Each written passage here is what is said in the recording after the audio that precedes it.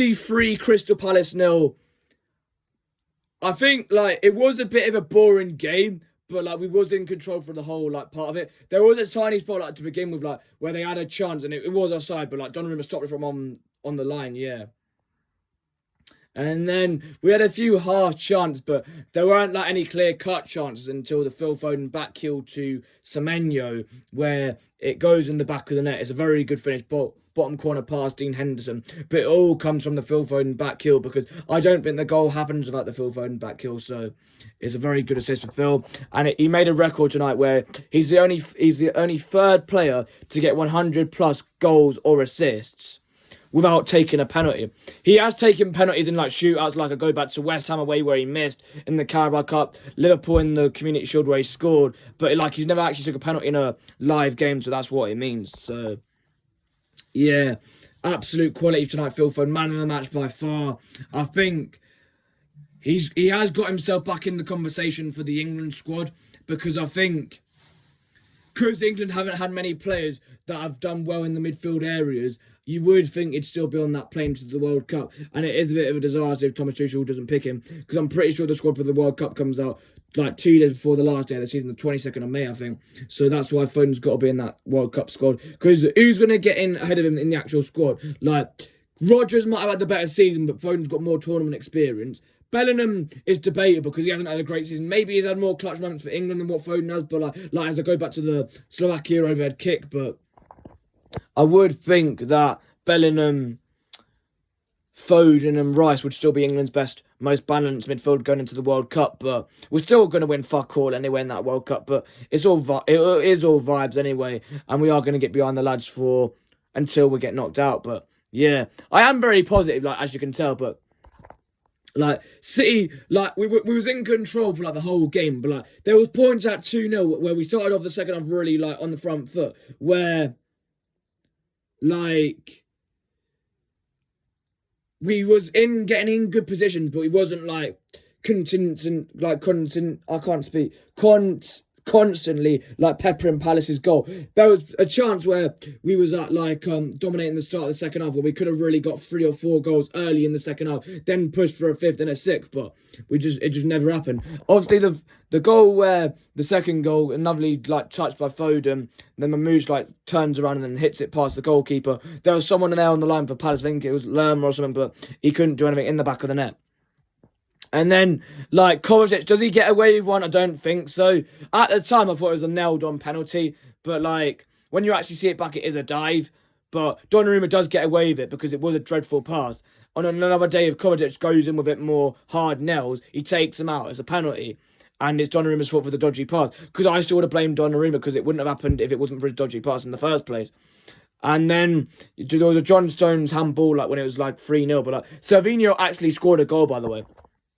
It's his second Premier League goal in, 50-odd appearances. That's amazing, that, innit?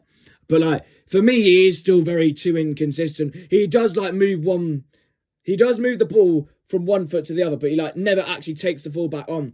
And when he does, like, half the time he gets, like, tackled or intercepted or whatever, and, like, he gets to the ball and just runs into the other fullback. But for me, I just think that he's not good enough. Like, he scored tonight, but he's still not good enough. Like, our wingers ain't particularly good either. I think, yeah, my dad just kissed me and put his hand on my head, yeah. I think our wingers still ain't good enough, because Semenyo, he's got good numbers like goals and assists and everything, but his first touch is absolutely shocking. Like, I know Doku was like that in his first season, but you can understand Doku because he's coming into a new country where he doesn't know any of the language, and he didn't actually play any of the... He's never played in England before, I'm pretty sure, and it's like one of those ones where you can let him up. But Semenyo, he's come from Bournemouth. He's had Premier League experience, and his first touch is still absolutely horrific. He scored tonight. It's a very good goal, bottom corner, but like his actual all-round play isn't actually very good. Like compared to like Mahrez, Sterling levels, is absolutely night and day that they're above him, like clear as day. But I think he still gets the numbers, so as long as he gets the numbers, unless you get someone better in, which comes available, of course. Like, I'm not, like, going to come out and say something like Lamine Yamal or Elise, because you're never going to get Yamal out of Barcelona and you're never going to get Elise out of Bayern Munich, but I think Semenyo, he does need to improve on his all-round play. And then Doku, he's still our best winger by far. He didn't do much when he came on, but I think he didn't want to try too hard, you could tell, because of the FA Cup in mind on Saturday. And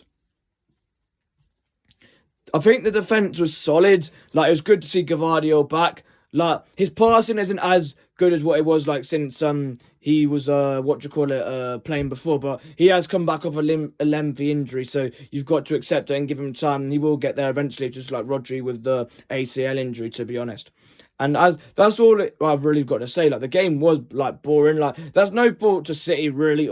Like, Palace didn't really do anything, and they didn't really have a go really. And like the odd like long ball over the top, but we just dealt with every single one of them. And we have put pressure on Arsenal, but like the fact is, like when Gueye like grabs hold of like a Crystal Palace player, the referee's straight up there to stop it. But like how come when Trossard's grabbing hold of a West Ham player in the box, he lets it be? Fucking joke that. And like it's that result that's cost us the league. Yes, you can say we dropped points to Everton, and yeah, we did. That's cost us as well, but a goal that should have been a goal for West Ham could have made things very different, because Callum Wilson, right, scored a perfectly good goal. Like, even if there is a foul in the build-up, with the grabbing hold of the Trossard in the box, surely you've got to give that as well. But like, I've got to move on from that now. But like, that's the moment that gave Arsenal the lead. In the game where they could have dropped points, where they should have dropped points, the referee saved their ass. Right? And like Michael Keane on Doku, I'm not saying that was a red card, but like that decision didn't go City's way. So like the decisions in the crucial like games, like toughest game, and West Ham's, I mean, like, yeah, the Arsenal West Ham game, Arsenal's toughest game. Like the decision went Arsenal when they didn't go ours. So it is what it is, isn't it? You've got to live with it and we've got to accept it. But come on, the Blues, and roll on FA Cup final. I think I'm 2-3-5 where I'm sat, but like it is in the hospitality bit, so I doubt anyone will see me anyway. And the atmosphere was a bit shit when I sat in that sort of area for when we played Crystal Palace, when we lost largely where Eze scored the winner, unfortunately. And yeah, he was giving it Palace like to give them the result tonight. Fuck him as well. And yeah, hopefully the atmosphere is better than what it was last year, because maybe it will be because we were playing Chelsea, and maybe it was a bit flat because we were playing Palace in a final. No disrespect to Palace, but like I think that was a much bigger occasion for them than it was for us, because obviously the trophies that we've won over the years, and that was their first major trophy potentially, and obviously they won it, and it was their first major trophy. Like, so fair play, and they beat us in that game fair and square. Even if you do want to bring in the Dean Henderson handball into it, but I don't think that was really like that much of a decisive moment, because we still had like however so long to get back into the game. So yeah, we can't lose 3 FA Cup finals in a row. We've got to get the job done on Saturday, and we did rest some players, so that's good. But come on, the Blues. Hopefully, good atmosphere, a City trophy, the double, the domestic cup double, and come on, City. City till we die.